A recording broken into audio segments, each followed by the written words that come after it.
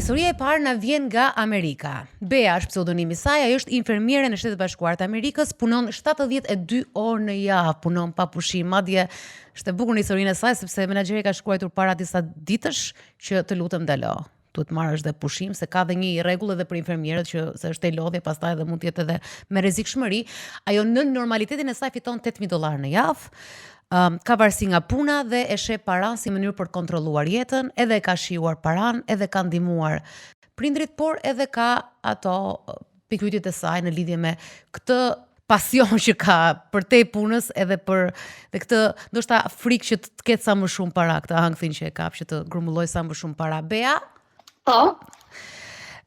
kur bëra hyrjen tënde dhe ndërkohë që e lexoja, thoja sa bukur tingëllon kjo për shumicën e njerëzve. Fiton $8,000 në javë. Pra, punon 72 orë, por këtë nuk e dëgjojnë njerëzit shumë se sa dëgjojnë apo real. Pjesën fiton $8,000 në javë. Më thuaj pak më shumë për marrëdhënien tënde me paranë dhe me punën. Se 72 orë janë shumë, 40 është normalja. Tani Europa po mundohet të kalojë në 35-32 orë. Unë jam një infermiere në reanimacion për pacient specifik që kanë probleme me qarkullimin e gjakut dhe të zemrës. Unë paguem pak më shumë se sa baza për arsye të certifikatave dhe specializimit tim. Dua të jem shumë transparente për këtë gjë sepse nuk dua të gënjej masën për të ardhurat e mia. Unë marr $4,000 në javë për 36 orë dhe gjithçka që unë bëj pick up ekstra domethënë mbi orarin e 40 orëve është overtime dhe overtime im është me 187 ora. Edhe kjo gjë mua më drive, më jep një excitement të papar sepse Po të motivon më shumë. Absolutely, më jep opportunity ku mund të pick up pa pushim, edhe vetëm në 3 spitalet ndryshme në upstate New York, Utica, Albany and Rochester, që i praktikoj këto dhe jo vetëm kaq, po edhe mësoj apo si ton trajnoj infermierët për të menaxhuar këto lloj devices. Pra përveç se punon dhe mundohesh të punosh overtime pra mbi kohën, sepse natyrisht dhe shpërblimi është i mirë, padyshim paguhesh edhe nga trajnimet që bën, apo jo, këto janë ekstra. Shumë e vërtet, po. Kur fole për pjesën e overtime-it, the dhe fjalën excitement, që të gëzon kjo. Ty të gëzon pjesa e të ardhurave, apo të gëzon, se këtu doja të isha e qartë, të gëzon pjesa e të ardhurave, apo fakti që ti e dashuron këtë punë dhe mund të rish aty pa fund në spital. Se ka, domethënë, ka profesione që realisht njerëzit e gdhin aty dhe e shijojnë. Është e vërtet, të jem very honest me veten time dhe me ju, është pjesa e lekut. Paguem kaq shumë lek, domethënë edhe mund të provide so much more për familjen time, për mamin, për t'i jap luksin që të eksperimentoj eksperienca që nuk ka patur shans t'i ndërroj si një emigrante, let alone t'i jetoj. Kështu që kjo më drive si person. Bea, se e shoh që edhe anglishtja jote e ke pak të vështirë të shpresh në shqip, duket sikur ke shumë vite atje. Sa vite ke në Amerikë? Në prill bëj 19 vjet. Kam ardhur këtu 14 vjeçe. Ti nuk e ke babain dhe je fëmijë vetëm, ke vetëm nënën. Po. Nënën e ke në Shqipëri? Mamin e kam në Ohio, jeton këtu. Ti je në New York State? Unë jam me punë, jam e zhvendosur në upstate New York, kurse mami dhe domethënë mami është familja ime, jeton në Ohio. Okej, dhe ti ke ardhur këtu si imigrante? Po. Dhe si ka qenë gjendja jote ekonomike kur keni ardhur këtu? Mami ishte një chemical engineer që përfundon në... Më falë se do të përkthej her pas here për ata që nuk din anglisht. Më falë, po. Është një kimiste, por inxhiniere, dhe kur erdhëm këtu në 2007, ajo filloi që të punonte pastruese në për ndërtesa të rëndomta zyrash. edhe kjo gjë ishte me $8.10 edhe ishte një periudhë shumë e vështirë. Unë nuk e kam babin, më ka vdekur kur kam qenë 7 vjeçe dhe duke parë mamin, një grua e vetme që punonte 84 orë në javë, 44 në punën e parë dhe 40 në orën e dytë, nuk më linte mua hapësirë të mendoja ndryshe përveç se që unë duhet të punoj shumë fort për të shkuar atje ku dua të jem. Okej, dhe sa ditë pushim bën të pyes në vit? Nuk e di. Mund të them maksimumi 10 ditë. 10 ditë gjatë gjithë vitit dhe pjesën tjetër je në punë. Unë punoj, 6 ose 7 ditë në javë. Më fal, mund të pyes për edhe pjesën e gjendjes civile që ta marrin të gjithë pikturën, po ju ndihmoj dhe juve. Je e martuar, ke familje apo je vetëm? Fatmirësisht edhe jo fatmirësisht jam single. Okej, e morëm pak a shumë, ndërtuam një, nëse keni pyetje të tjera mund t'ja bëni. Pra Bea, më pëlqen shumë pseudonimi që ka vënë Elona Bea. 72 orë, thotë që e bëj edhe më shumë për arsyeën e parave, ka vetëm mamin, do të shijoj mami jetën, po ndërkohë Bea vetë ka vetëm 10 ditë pushim. Nuk është një lidhje nëse lidhja është zgjedhja vetë, është tjetër gjë, por kjo është situata. Dua t'ju lë të ditur? Po, dua t'ju lë të ditur që unë nuk kam det, unë i kam të shyer adhe për shkollën, nuk kam borxhe. Nuk ke kredi, po, nuk ke asnjë kredi, asnjë detyrim. Kam larë dhe shtëpinë e mamit, kam larë makinën e mamit, kam larë makinën time. Dhe një pyetje kisha unë, po për shpenzime luksi, gjërash, çanta, sepse je vetëm, ke vetëm mamin, 8.000, 24.000 natyrisht taksat, kështu i bëjmë llogaritjet. Ne 2.000 është një dior, mund ta gjesh edhe 2.000. Këtu faktikisht me çantat unë kam një më shumë të bësh më shumë paraqitesh të jeta e luksit, mënyra se si të presi në bank, ti kthesh në një preferred, në një customer të preferuar të bankës për shkak të savings që ti ke arritur në bank. E ke ndjerë këtë, pra ke shkuar dhe kanë dalë të kanë pritur në bank. Më kam pritur dhe më kam thënë më dalin nga zyra e financave, nuk është vetëm ajo bank teller që të thot hello, how are you today?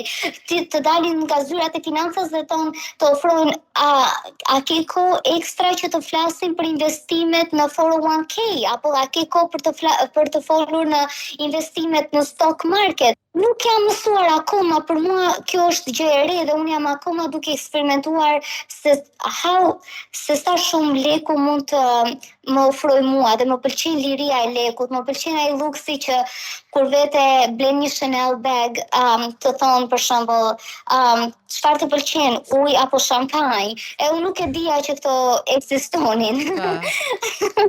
Për një 10.000 euro ekzistojnë. Po, apo kur vete që bën rent një yacht në Miami që ishte $4.000-5.000 për 12 orë. Që marrë me qira një jatë, po. Se unë vazhdoj për kthej. Po, edhe të thonë, e ke zgjedhur restoranti për të ngrënë lunch edhe ti shikon vërdall, dale, 12 orë unë i bie që duhet të ha lunch edhe dinner në jatë, kështu që ku do parkojmë neve jatin, sepse janë vetëm ca restorante të specifikuara që ofrojnë docking, parkimin e jatit në këto, dhe ti duhet gjithçka është me pagesë. Domethënë, edhe është një tjetër lloj luksi që unë, domethënë, kur më pyesin këto pyetje, akoma shikoj mami, pastaj shikoj ata, pastaj them, çfarë ofron ti, çfarë mendimi ke ti për këtë gjë? Sepse nuk e di. Është joshje e madhe aty e ha. Erald, si të duket nga ana se të them menaxhimin, ajo mund të ketë shumë gjëra tjera për të ndarë, po si do e kategorizoje? Po nuk shoh ne gjë anormale këtu. Shoh një situatë krejt normale. Personalisht më pëlqejnë njerëzit e punës, ajo i ka paratë veta, punon shumë. E vetmja gjë që nuk më pëlqen është pse i harxhon paratë për këto jate edhe për këto çanta. Pjesa tjetër më duket krejt normale, shumë mirë që punon. Në gjuhën tonë, në Shqipërinë e themi bën dy turne, dhe turnin e dytë sigurisht e ka me orë shtesë të cilat paguhen më shumë. Faktikisht habitem nga kjo pagë, thënë vërtetën, me sa e di unë pagat në Amerikë të infermierëve më të mira janë tek $15.000 në muaj, ndër më të mira diçka ke $7-50 ora, po me sa duket Bea duhet jetë shumë e kualifikuar dhe siguritë orët shtesa ju përmendi vet. Kështu që duhet jetë po themi ato infermiere që duhet të jenë super infermiere atje, edhe ata që na dëgjojnë se nuk besoj që të ketë rroga të tilla. Shumë mirë, sa ka mundësi të punoj, le të punoj. Taj angazhim tjetër nuk shikoj që të ketë, le të fitoj, le të kursej, po mos t'i shpenzoj për këto çanta dhe jahte se ato i mbarojnë shumë shpejt lekët. Po edhe pjesa që ajo gëzohet shumë që mund të punoj ekstra. Për ty është normale që 72 orë dhe 10 ditë pushim. Po, është krejt normale të ndodhi dhe fakti është që dhe ligji prandaj është bërë i tillë që në moment kudo në botë edhe ligji shqiptar, kështu është. Pavarësisht se ne jemi larg këtyre gjërave. Po edhe ligji në Shqipëri, në qoftë se ti kalon orët shtesë, pra ti kalon 40 orët normale në javë, orët e tjera që ti punon paguhesh me mbi 25%, 30%, Amerika sigurisht e ka shumë më të lartë. Por ka një limit, në Europë ka një limit dhe në Shqipëri. Pra ti nuk bën dot më shumë se 191 orë, diçka ke 200 orë shtesë. Pra nuk të lejohet. Ti mund të duash të punosh 24 orë, por shteti social nuk të lejon që ta bësh një gjë të tillë. Amerika nuk është sociale në këtë punë, për ata që na dëgjojnë, do ta kuptojnë, në Amerikë mund të punosh më shumë. Nuk e kanë këto kufizime siç e ka Europa, siç e ka dhe ligji në Shqipëri. Por ka shumë të tjerë, besoj shumë nga ne që punojnë shumë orë dhe po nuk marrin aq para. Kështu që unë mendoj që Bea ta vazhdoj sa ka mundësi këtë punë, të punoj fort. Pastaj nëse nuk është e kënaqur, në dorë ka, mos ta bëjmë. Bea, Eraldi tha që është shumë dakord me jetën tënde, vetëm ato thajatet edhe Chanelin tha, mos e tepro aty. Të them një gjë, unë nuk do hiqja asnjë pikë dhe asnjë presi nga ato çfarë tha Eraldi. Por mua më kanë paraqitur në një jetesë që unë e di eksaktësisht se çfarë lloj jetese dua dhe sa do më kushtoj në muaj për të jetuar jetesën që unë kam në mendje. Dhe duke patur këtë gjë parasysh, unë kam aplikuar dhe kam bërë intervju për një shkollë për anestezi për të bërë doktoresh në anestezi dhe e di që edukimi do më japi luksin e kësaj gjëje që unë dua ta jetoj pa sakrifikuar kohën time, larg familjes, të larg gjithçkaje. Unë dua të jetoj dhe të punoj, po jo nuk dua të jetoj për të punuar. Doktori të çon dhe në një status, të jemi të sinqertë, gjithmonë ajo lufta e heshtur midis doktorit dhe infermierit në të gjithë botën, pavarësisht se unë kam qenë në një shkollë ku infermieria ishte shumë dek shumë e fortë dhe infermieria është domethënë nivelet e infermierëve aty, pastaj ato janë gati doktorë, ti ka raste që stakon doktorin kurrë të vjen i fundit fare, nuk e di kur të vjen, je gjithkohës duke folur me infermier të specializuar, por prapa ai doktori ato 2 minuta që ti e sheh, në rast se e sheh, është doktor. Pra ti je gati të fillosh një shkollë që është 6 vjet. Actually është 3 vjet sepse kur ti je një infermier i reanimacioni, po, ke drejt, se ke bërë atë po. E ke marrë atë eksperiencën, anatominë e këto i nje. Jona? Tani, Eraldi nxori pjesën e shpenzimit si kritik, edhe unë në pjesën psikologjike do e kapja të pjesa e shpenzimit, pse ne shpenzojmë në një mënyrë ose një tjetër, pse shtyhemi të bëjmë shpenzime të mëdha kur në fakt në këtë punë që Bea po bën, po sakrifikon shëndetin e vet, po sakrifikon kohën me familjen, dhe pse mund të merresh probleme të vogla, të cilat ajo nuk i ka marrë në një formë më përpara, dhe tani po i merr një formë që është pak ndryshe. Edhe ndoshta e kënaq, mund të edhe ta balancoj, dhe pse koha nuk është e mjaftueshme. Pyetja që kam për Bean është si kalon ato 10 ditët e pushimit. Po, është shumë e vërtet kjo pjesa e shëndetit, nuk e shef dritën e diellit dhe i bie që të marrësh vitamin D. Edhe kështu e kam bërë gjithë dimrin në upstate New York kur nuk e shef diellin për muaj të tërë. 10 ditë me pushimin, unë i zgjedh me mamin tim, dhe jemi në një resort shumë të mirë, ku janë vetëm adults. Herën e fundit kemi qenë në Bahamas, në një ndër resortet shumë të mira në Bahamar, edhe ka qenë një 10 ditë më të bukura të jetës time, që kemi bërë foto pafund, kemi qeshur, kemi njohur njëra tjetrën në mënyrë akoma më personale dhe nuk do t'i shndërroja për asnjë gjë në botë këtë ditë. Unë kam një qenush që është Puki 8 vjeç, edhe sa herë kthehem në shtëpi, ai duket sikur po plaket më shumë, mami duket sikur ka një tinj pak më shumë, edhe më bën të ndihem fajtore për mënyrën se nuk jam aty çdo ditë që mos ta vëre këtë gjë. Edhe e vëre këtë gjë, edhe më vret. Po në raport me punën si e, kur je larg punës, që detyrohesh të qëndrosh në shtëpi, edhe kur je smur për shembull. Unë bëj një gjë shumë të mirë, mendoj për veten time që kushton lek, vete në spa, vete në Pilates, bëj ushtrime fizike të ngadalta që më mundojnë të kontrollojnë frymarrjen. Unë nuk mund ta neglizhoj faktin që unë vuaj nga ankthi dhe refuzoj që të marr ilaçe për ankthin. Edhe gjej këto mënyrat e tjera që nuk i mbulon siguracioni i shëndetit. Mund të them një gjë që nuk e do imagjinoja kur veten si një shqiptare që për 2 muaj bëj 34 vjeçe të kthehem në shtëpi pas një ditë të gjatë në punë me 4 mure të ftohtë që më presin. Edhe kjo është gjëja që më vret më shumë në gjithçka. Ti çfarë ke kuptuar gjatë kësaj eksperience që po has në pjesën e punës gjithmonë, ku ke kuptuar që paraja që ka një motivim shumë i lartë për të mbajtur aktive edhe në orë ose edhe në kohë të dedikuar fort, ku e tham që lë pas shëndetin.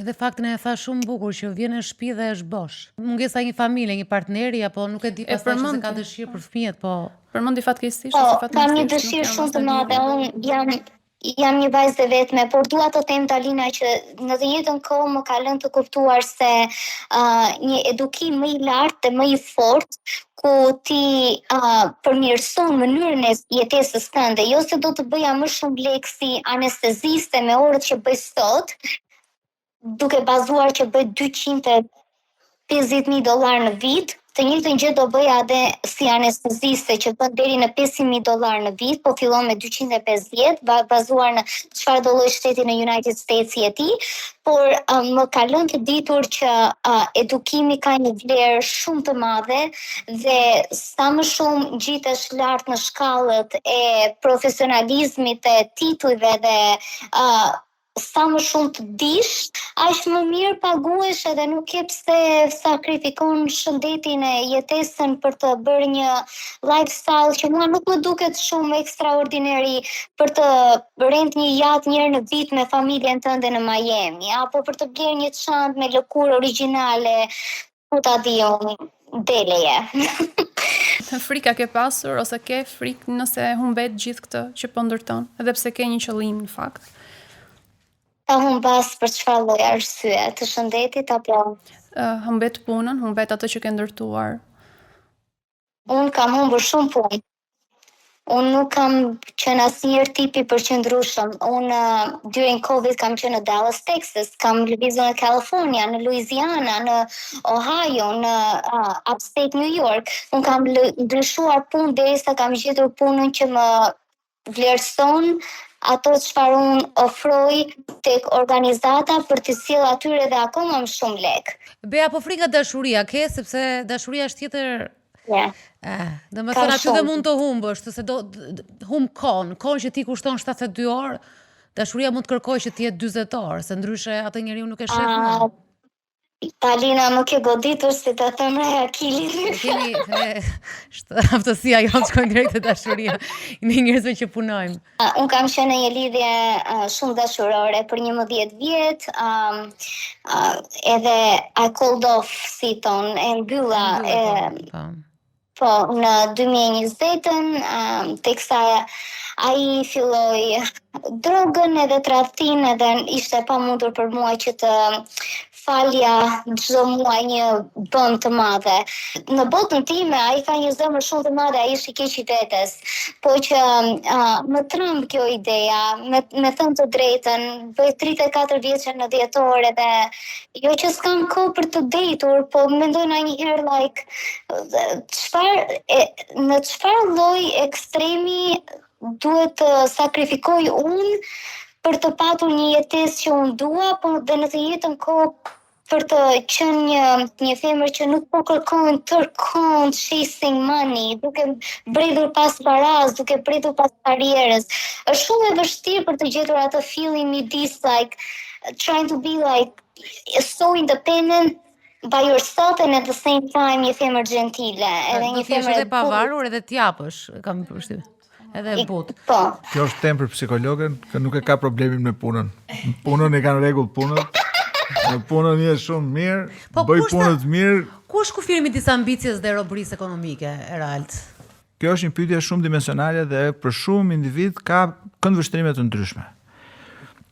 Në qoftë se dikush e kalon masën, nuk është ky rasti. Sigurisht është orë shtesë, nuk po them këtë se kjo është evidente, por nuk po them që është një gjë që përdori fjalën sklav. Nuk ka lidhje me skllavërinë kjo. Kjo nuk është skllavëri. Kjo do ishte skllavëri shumë e mirë. Sklav do ishte ti bënte këtë mos merrte lek.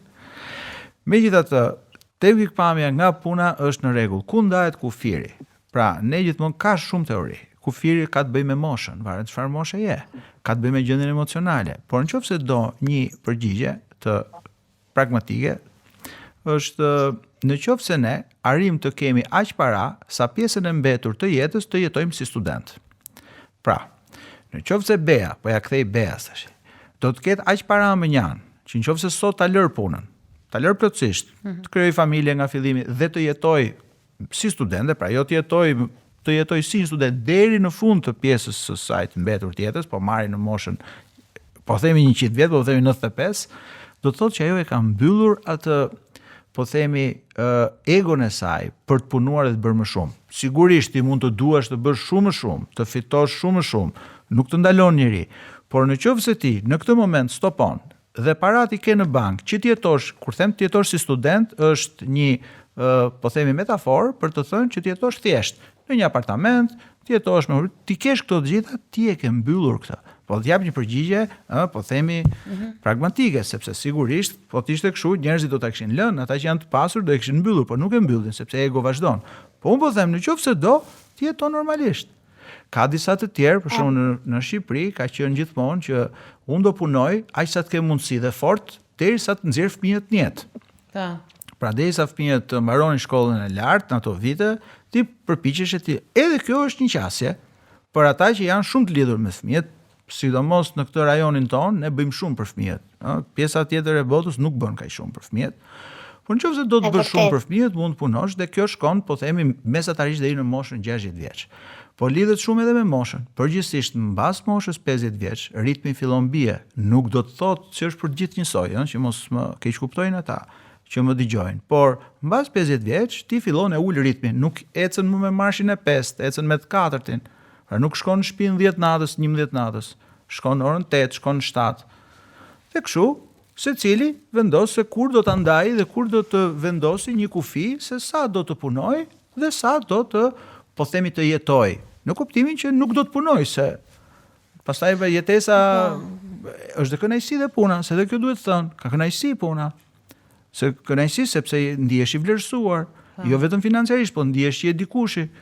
Po ti pyesësh ata që janë pension, ata janë shumë të shqetësuar, sepse ti humb të gjithë kredibilitetin që kishe, bëhesh një pensionist. Pra, edhe puna shkakton kënaqësi. Madje shumë njerëz mërziten kur nuk punojnë.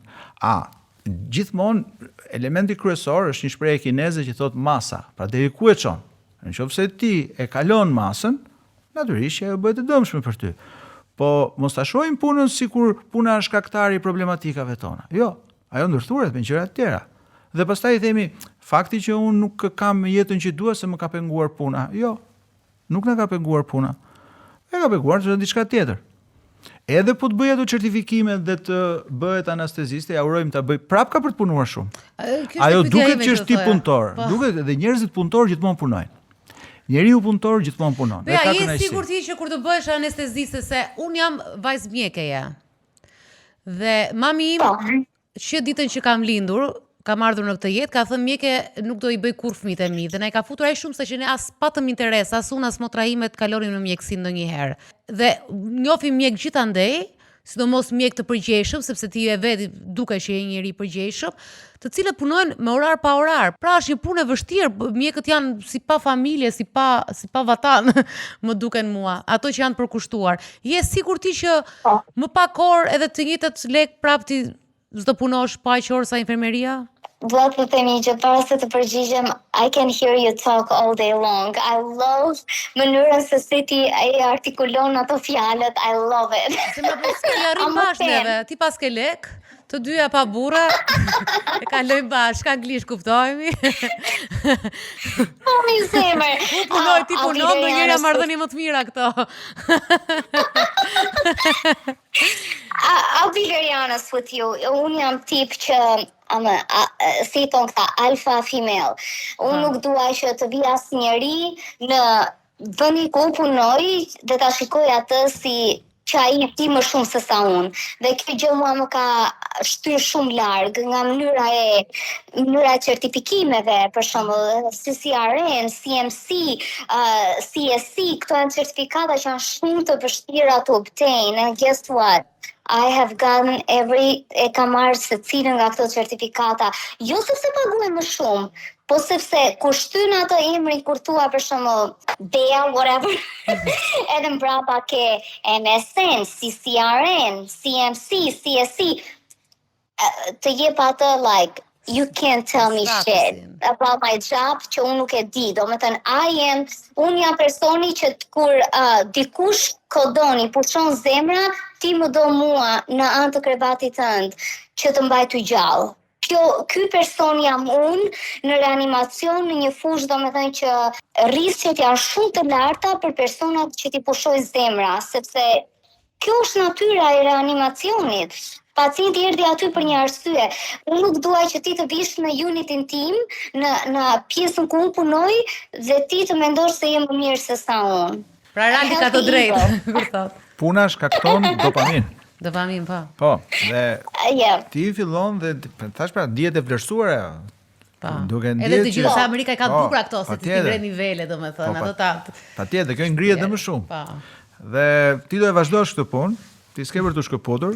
A mund të investoj, se nuk kam dëgjuar ndonjë investim, nuk e tha investimin, nuk dëgjova se në bonds. Gjenden këto të gjitha. Duke qenë se ti po ke lek gjitha këto rregullohen. Po do investoje. Sepse patjetër. Po. Nuk do i mbash në shtëpi në sirtar. Ti do investosh ato që janë sot 1 milion, ti do i futësh dhe ka shumë opsione Amerika, ato që ke takuar tek zyrat e financës ti mësojnë këto. Patjetër mund të ketë. Shiko. Beja vetëm tek burri me kujdes kur investon. Kjo lloj skeme, po. Gjej një burr që mos i versosh te burri shumë, te fëmia po. Po se e ndjeva që je giver, që jep. Kështu që I am. Kto që ka përpara martese nuk ja merr. I jep te fëmijët, po, kujdes me dokumentat, me prinapet, me këto. E di, unë e kam bërë planin që unë gjithçka do të transferoj në emrin e mamit, se ai nuk është e martuar, sa burr është vetëm edhe. Me që ke gjithë skema, me këto skema s'ke për gjithë burr. Se është problem kjo punë, po e mori vesh burri skemën. Nëse bëjmë shaka. Nëse u merre shqiptar një herë që të grindesh në shtëpi, që mos jetë as paqe në shtëpia, se paqe në bank, paqe në profesion, një mungesë do ta kesh diku. Jona. Në qoftë se jemi këtu, jam 34 vjeç, do bëj 34 vjeçë në dhjetor, jam 1.75 e gjatë, jam shumë e bukur. Të lutem se e di kush i merr kërkesat, i merr inboxi mbi Instagramit dhe nuk dua. Aman Dalina, se kam për të bler këpucë Louis Vuitton. Mbasi the që ke bërë edhe, mbasi e thash dhe unë që ke bërë dhe 20.000 gjatë pandemisë të javë, ke dhe burra të martuar që do t'ja mbafin, kupton? Sa lezetshëm, më vdes kur flas me njerëz që jetojnë në Amerikë, sa të lezetshëm që janë. Që po e them, realisht, po e them. Ne që jetojmë në Shqipëri, jemi të lezetshëm. Po jo, po më të ngurt njerëzit, jo, aty që jetojnë jashtë, po me Amerikën se e gjej kemi kimin. Po shive, duhet edhe humori dhe gjëja sensi humorit. Ne nuk kemi pse të falsifikojmë mënyrën se si vuajmë për t'i bërë ato lek. Nuk është me drogë, me budalliqe. Po kjo është mëse nuk keni qafshini një pjesa më e madhe juaja, patjetër. Edhe S'keni qafshin dhe ti e di shumë mirë atje që atë Chaneli është shefi yt, po kur jeton ato sidomos në zona upstate që janë në periferia, por shkon në Arkansas, atje edhe grimi tepër të dukesh si i huaj, si alien, domethënë, është shumë e vërtetë ajo që po. Janë s'di ku t'ja thuash, s'di ku t'i krenohesh. Se është dhe qefi që ta shofi dikush atë statusin tënd, po aty asnjëri, domethënë maksimumi një Lexus edhe një makinë. E kam bler edhe një gabim me AMG-n time, edhe që është $1.900 në muaj, ajo Po e shqiptari I ke parë këta shqiptarë të Amerikës vetëm për dollar flas. Shqiptar që nuk gjet Mercedes, ha thuaj. Ja, e ke drejt. Po ka qef të lidhet pak me vendin tonë që është në lidhje Mercedesit. Të gjithë shqiptarët e Amerikës, të gjithë flasin me dollar dhe çdo gjë lidhet me dollarin. Kaq penzova këtë, kaq penzova këtë. Edhe unë e kam marrë. Edhe unë e vazhdoj e bëj, e kam marrë që atje, se ka çdo sekondë ishim kështu. Kam kaq lek, kam blek më jep, mua biles më thoshin, më japësh një cigare edhe vini me cent. 5 cent më jepi cigare. Domethënë gjithkohë, si kam babit, thoshte shoqja ime, kam $20 babit, të paguaj, pastaj shqiptarët janë bille. Çdo shqiptar që s'di në një fjalë e parë që ka mësuar shqiptari është nën, fjala e dytë billa ai që shkon në Amerikë.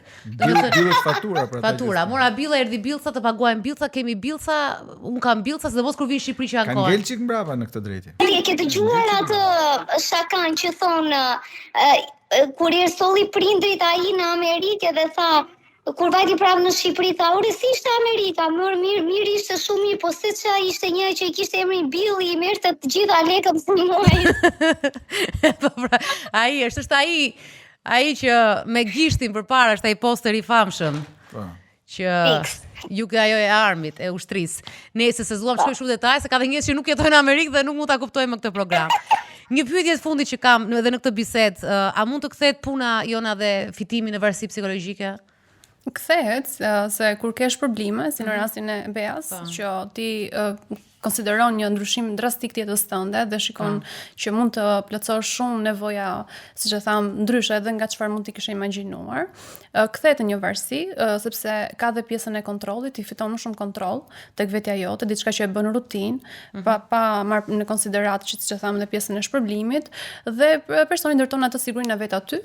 Dhe kamuflohet çdo gjë tjetër, çdo nevojë fillon edhe bëhet vetëm drejtuar punës. Edhe kënaqësia, edhe motivimi dhe shpërblimi dhe normalisht bëhet një vend ku ti vetëm rrotullohesh aty, siç po ndodh me Bean dhe do thoja diçka pa ikur, që gjë që më shqetëson në fakt ishte pikërisht marrëdhënia dhe ajo që e pret, që ne morëm pak me shaka, por nuk e di se si do jetë raporti edhe çështja pastaj marrëdhënies në raport me një dikë që nuk është në aspiratat që ajo ka për veten ose ambicjet që ishte shumë të forta. Shiko, kjo pjesa punës, edhe fakti për shembull që ai nuk është në një marrëdhënie tani. Është kjo ndoshta një shtys që ta mbush sa më shumë kohë jashtë shtëpisë ndoshta me punë. Mund të jetë edhe kjo. Sepse mund të ikën diçkaje. Domethënë nuk është gjithmonë shpërblimi mendor ose ajo që trurion çliron, siç ishte dopamina, por mund të jetë edhe kjo, ikja nga disa emocione të forta, nga disa pasiguri që kanë ndodhur më përpara në jetën e saj dhe tani që i plotson ka krijuar pikërisht atë pjesën ku thotë unë këtu kam kontroll dhe mund ta drejtoj vet. Bea, unë vendosa që t'i bëj një pyetje të gjithëve sot dhe filloj me ty sepse je historia e parë. A të bën të lumtur paraja?